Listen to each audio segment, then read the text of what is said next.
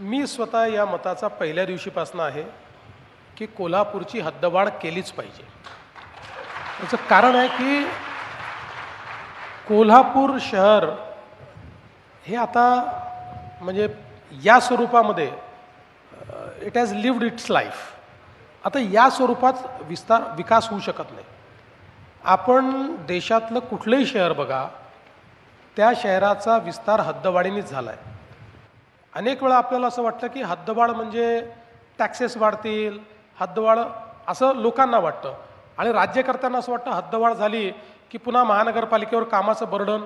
हे खरं नाही आहे। एक तर आता आम्ही नवीन निर्णय घेतला आणि हद्दवाढ झालेल्या ज्या महानगरपालिका आहेत तिथे 5 वर्षापर्यंत आम्ही टॅक्सेस वाढवत नाही। म्हणजे त्यांचे जे ग्रामपंचायतचे टॅक्सेस आहेत तशाच पद्धतीनं टॅक्स स्ट्रक्चर आम्ही त्या ठिकाणी ठेवतो, त्यामुळे त्यांच्यावर तो परिणाम होत नाही।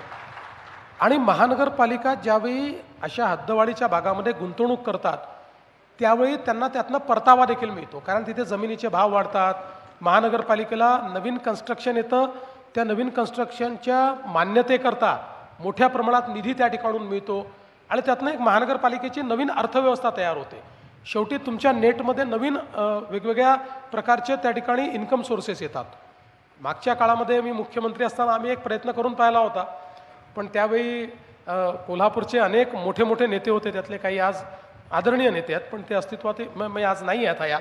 पण त्या सगळ्यांनी इतका टोकाचा विरोध केला की मी घाबरून गेलो आणि शेवटी मी म्हटलं बाबा सध्या हद्दवाढ राहू द्या, आपण एक प्राधिकरण तयार करून टाकू। कारण मला हे दिसत होतं की जर अर्बनायझेशन मॅनेज करायचा आत्ता प्रयत्न केला नाही तर पुढच्या काळात हद्दवाढ करूनही फायदा होणार नाही।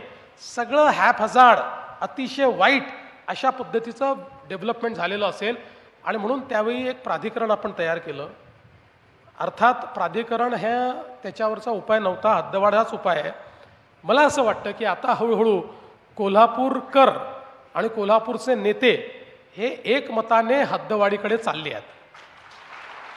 त्याच्यामुळे निश्चितपणे शेवटी शहराचा निर्णय शहराच्या नेत्यांनी आणि जनतेने घ्यायचा असतो, पण हा जर जनतेचा आणि नेत्यांचा निर्णय असेल तर मी तर 15व्या मिनिटाला त्याच्यावर सही करणार आणि ही हद्दवाढ करणार।